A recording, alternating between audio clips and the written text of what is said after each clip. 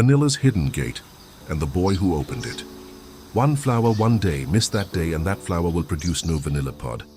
No vanilla seeds in the ice cream, no vanilla fragrance folded into the cake, and the person who worked out how that one day could be made to count wasn't a European botanist.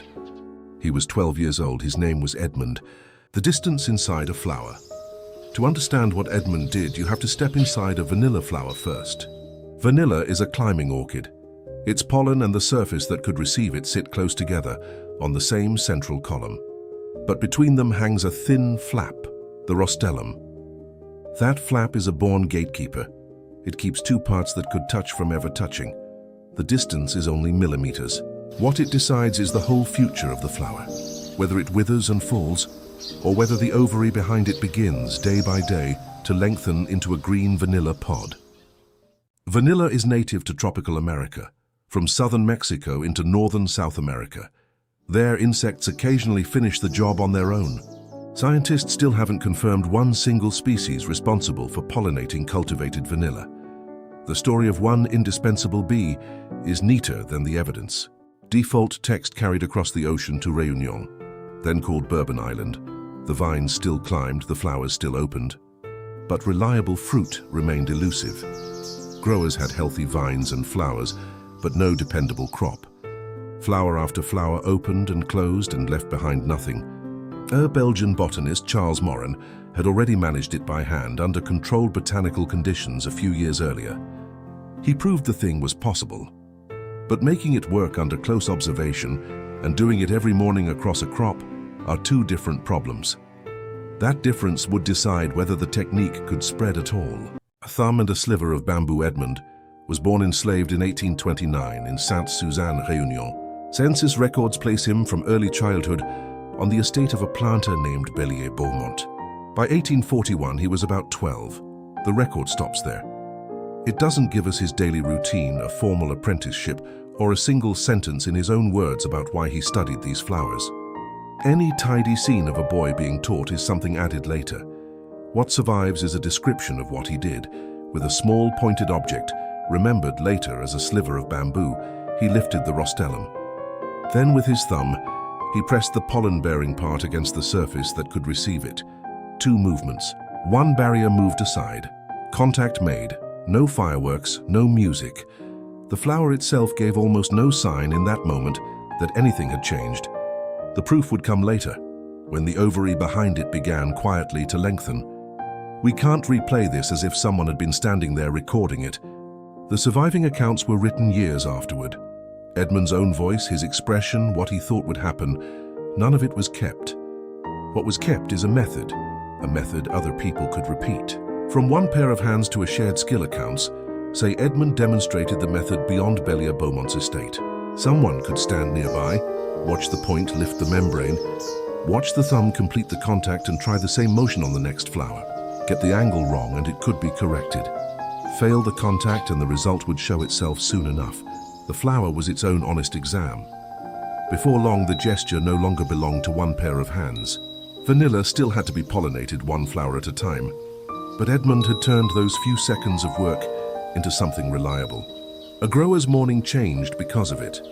A newly opened flower was no longer just a fleeting chance that might come to nothing. It became a task with a repeatable answer. Find the membrane, lift it without tearing the flower, make contact, move to the next vine. Réunion's vanilla output climbed over the following decades. What carried that growth wasn't Edmond's method alone. It was also the field workers, the people who knew how to cure the raw pods, the land, the transport, the merchants, and demand from across the ocean. Edmond's method helped make that expansion possible. He alone couldn't have carried an entire industry. Freedom arriving too late. That expansion happened inside a system of slavery. In 1841, Edmond could make a discovery, but he had no control over where he was made to work, who wrote down what he'd done, or whether he would ever be compensated for it. 7 years later, on December 20th, 1848, slavery was formally abolished on Réunion. Edmond entered freedom into a society that was already using the method he had developed. His legal status changed. The 7 years that had already passed were not given back.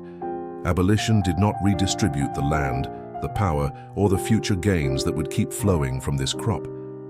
And in the moment of discovery itself in 1841, no one had put a pen into his hand. The first written attribution yet found that names Edmond directly didn't appear until 1853.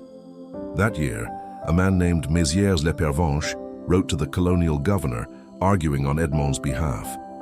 That letter came 12 years after the fact, a plea for recognition, not a record made beside the flower in 1841. 9 more years passed. In 1862, Volcy-Faucard published an account drawn from letters written by Bellier-Beaumont and other colonial figures.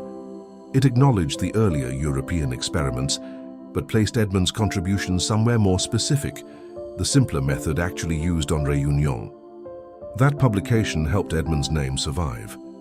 But it also exposes the route his story had to take, the actions of an enslaved boy, filtered through the memory and correspondence of white colonists before they could enter a formal published record at all. In 1863, an illustrated publication ran an adult portrait of Edmond alongside an account of what he'd done. He was in his 30s by then, more than 20 years removed from 1841.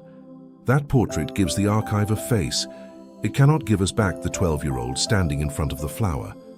Even that most familiar image belongs to a later campaign for recognition, not to the moment itself. Bellier-Beaumont sits on both sides of this record. He was close enough to the events to describe what Edmond had done and argue that he deserved credit for it. He was also the man who had held Edmond enslaved and who benefited from the world this method went on to build.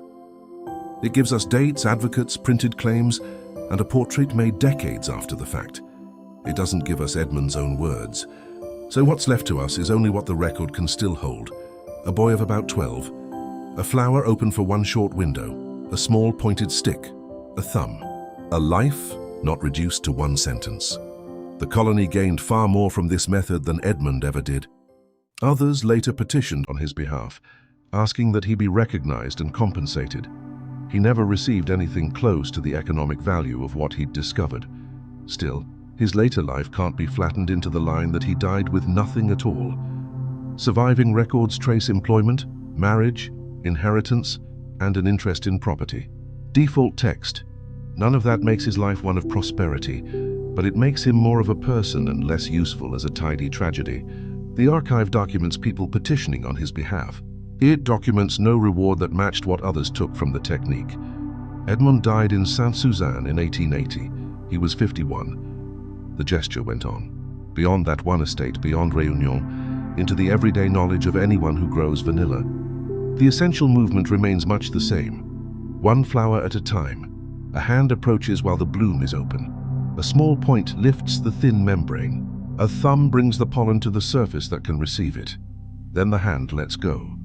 In the days that follow, if the contact held, the ovary begins, slowly, to lengthen into a green capsule.